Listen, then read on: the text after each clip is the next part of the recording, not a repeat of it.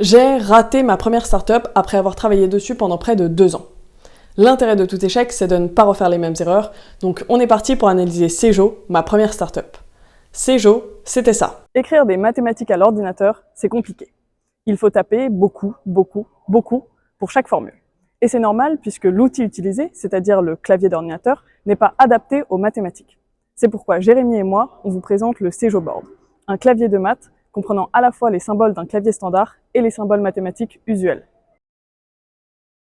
Là, comme ça, le pitch est pas mal. Du moins, c'est ce que disent les gens autour de moi, c'est-à-dire globalement des gens en école d'ingé.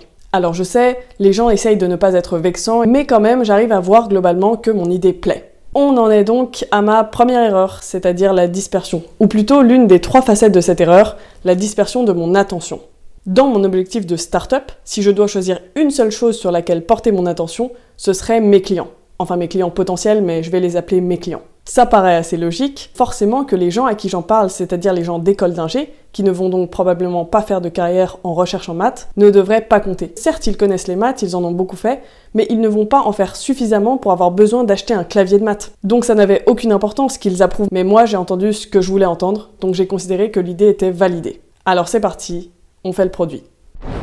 Faire le produit, c'est tout un tas de galères. Mon associé et moi, on s'est d'abord dit qu'on voulait faire le clavier dans sa forme industrialisable, donc de A à Z, avec toute l'électronique et tout. Ça nous a occupé un moment, et puis enfin on a fini par comprendre qu'il nous fallait faire la version test la plus simple possible pour pouvoir avoir des retours dessus. On s'est donc mis à visionner des tutos sur comment faire un clavier, on a découvert le monde des claviers stylés qui font des bruits stylés et qui coûtent cher, et on en a trouvé des reprogrammables, ce qui a ouvert la voie à notre nouvelle façon de prototyper, reprogrammer un clavier et coller du papier dessus pour indiquer la position des symboles. Bon, dans les faits, c'est évidemment pas aussi simple que ça en a l'air, mais au bout d'un moment, on a fini par réussir à créer ce prototype. C'est bien, mais on voulait quelque chose qui ressemble plus au design final, ce qui est encore une fois complètement con, puisqu'on aurait dû tester à ce moment-là. Mais bon, blinded by moi qui trouvais que ce produit était génial et que de toute façon, si on le faisait tester, les gens allaient le trouver génial, on a continué le prototypage, on a gravé des touches au laser, et on a obtenu ça. Et ici, on a la seconde facette de la dispersion. Après la dispersion de l'attention, la dispersion du travail. J'ai passé un temps énorme à travailler dans le vide. J'ai parlé du prototypage, mais il y a eu aussi par exemple déposer un brevet, déposer la marque, déposer l'entreprise légalement. Autant de choses que j'aurais dû faire beaucoup plus tard. Mais alors, qu'est-ce que j'aurais dû faire ? Dès le départ, si j'avais été complètement focalisée sur mes clients, je serais allée les voir. Au lieu de ça, j'étais focalisée sur moi-même, sur ma solution, prouver que ma solution était bien, au lieu de m'intéresser aux problèmes de mon client et voir ensuite comment moi je pouvais le résoudre. Et si un clavier de maths était vraiment une solution à un problème existant. Vous vous dites sûrement que c'est pas grave. Certes, j'ai perdu du temps, mais maintenant que j'ai mon prototype, je vais enfin faire des tests et me rendre compte de l'avis de mes clients. Eh bien, pas vraiment. Avec ce proto, j'ai écrit à tous les doctorants de Centrale en leur demandant si ça les intéressait de tester. Vous le voyez venir, le second biais ? Si je ne parle qu'à des gens qui m'ont répondu oui pour tester, c'est forcément pas les gens qui trouvent mon idée complètement débile. Et j'aurais dû aller parler aux gens qui trouvent mon idée complètement débile. Mais c'était inconfortable. Et en fait, après avoir passé des années à travailler pour un objectif scolaire, j'étais pas du tout habituée à ça. Moi, j'étais habituée à beaucoup d'heures de travail égale un résultat. Je ne voyais pas des progrès qui ne s'obtiennent ni en dizaines ni en centaines d'heures de travail, mais simplement en quelques minutes d'inconfort. L'inconfort d'aller voir des clients qui trouvent mon idée nulle, en fait, il dure pas très longtemps. Et le surmonter, ça demande rien. Ça demande pas d'intelligence, ça demande pas spécialement d'aptitude, ça demande pas d'expérience. Enfin si, il y a peut-être une chose que ça demande, c'est du courage. Et c'est la première fois donc dans ma vie que je me suis mise à considérer le courage comme une compétence que je devais travailler et qui me serait vraiment utile. Petite clarification temporelle avant de continuer, tout ce que j'ai raconté jusqu'à présent s'est passé dans ma première et deuxième année d'école d'ingé, avant la fin de ma deuxième année, donc avant le mois de mai, et maintenant je vais parler de la suite. Mon année est presque finie, il me reste des partiels, mais en gros, j'ai plus cours et j'entre donc dans ma césure entrepreneuriale. J'ai 14 mois avant de retourner à Centrale en troisième année. Mes amis vont bientôt tous commencer leur stage, certains extrêmement prestigieux, et moi, je suis là, plantée comme un chou, avec un projet qui marche pas, et ma mère qui se demande si je vais réussir l'exploit d'être au chômage malgré mon super diplôme. Et là, avec ce changement de contexte, d'étudiante en école à étudiante en césure, beaucoup de choses se mettent à évoluer sur Céjo. Je travaille beaucoup plus, et surtout, je fais beaucoup plus ce qu'il faut. Ça nous amène à la dernière facette de la dispersion des objectifs. Après ma dernière vidéo, j'ai reçu quelques fois la question de comment tu fais pour rester discipliné. Et en l'occurrence, à partir de mai, j'ai été beaucoup plus disciplinée sur mon projet Céjo. Et pourtant, je suis la même personne. La seule chose qui a changé, c'est le contexte.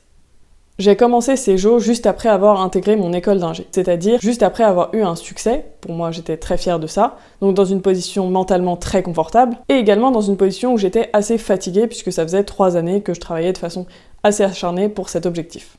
Dans ce contexte, comment je pouvais être vraiment disciplinée ? J'avais pas de réelle raison de tout sacrifier pour un objectif. Mais ce contexte, il a changé. À partir de mai, ça fait donc 2 ans que j'ai pu explorer des choses, faire du sport, m'investir dans divers objectifs personnels, donc je suis reposée. Et ma fierté, elle est passée, puisque comme je l'ai dit, je vois mes potes réussir globalement mieux que moi. Donc je commence à avoir la pression. Et ça, c'est quelque chose qui pour moi est important à souligner, parce que souvent, quand on est en manque de vie sociale, de vie affective ou n'importe quoi, on a tendance à s'incriminer pour ne pas être discipliné, mais la vérité c'est que quand on a un manque, c'est à peu près impossible d'être vraiment discipliné sur quelque chose. Et c'est une réponse pénible parce que se créer le meilleur contexte pour réussir au long terme, c'est quelque chose qui prend extrêmement de temps, qu'on ne contrôle pas forcément et de toute façon qui ne s'appliquera que dans plusieurs semaines, plusieurs mois. Mon associé, lui aussi, était disponible de mai à septembre, donc ensemble, on se met à plein temps sur le projet et on se met à faire ce qu'on aurait dû faire dès le début, à savoir se renseigner réellement sur les solutions qui existent aujourd'hui pour écrire des maths mieux, plus facilement et plus vite, faire tester, parler à des chercheurs, se renseigner sur leurs réels problèmes. Et avec ça, on se met un objectif, faire 100 premiers claviers à la main, c'est-à-dire en les reprogrammant et en modifiant les touches un à un nous-mêmes, et les vendre, pour voir s'il y a des gens qui sont réellement prêts à payer pour une solution comme ça. Au final, c'est un objectif qu'on ne pourra pas réaliser, parce que ça devient très coûteux, parce que ça prend du temps, et parce qu'avec nos discussions, on s'est rendu compte qu'il n'y avait pas de marché, ce qui est la cause principale de mort des startups. En fait, il y a toute une partie des chercheurs qui sont satisfaits avec les solutions actuelles. Et certes, on pourrait tabler sur certains arguments marketing, comme le fait qu'un clavier stylé, c'est toujours stylé, et qu'un clavier de maths, c'est encore plus stylé, mais un argument marketing, pour nous, ça ne pourrait être qu'un coup de pouce. S'il n'y a pas de réel besoin, le cœur de pourquoi les gens achètent le clavier ne peut pas être juste du marketing. Pour mon prochain projet, j'ai décidé de prendre le contre-pied de toutes mes erreurs. Donc aussi bien les erreurs dont je parle dans cette vidéo, mais également des erreurs qui étaient peut-être plus des choix. Par exemple, le fait que je faisais du hardware, je voudrais faire du software, je faisais du B2C, je voudrais faire du B2B, etc. Je vous en dirai plus dans ma prochaine vidéo. D'ici là, je suis occasionnellement à Station F, donc si vous y passez, faites-moi signe. Je suis en train de finir le montage et je me rends compte que je donne un peu l'impression d'avoir fait ce projet toute seule, mais c'est pas le cas. D'abord, on a été 2 associés à rester tout du long du projet et puis il y a d'autres personnes qui ont contribué. Et également, j'ai été beaucoup aidée dans ce projet, par des gens qui ont testé mon clavier, par des gens qui simplement m'ont donné des conseils. Donc merci beaucoup à toutes les personnes qui ont mis du temps dans ce projet, même s'ils ne voient pas le jour. Et aussi, j'ai oublié de le dire à ma précédente vidéo, mais abonne-toi.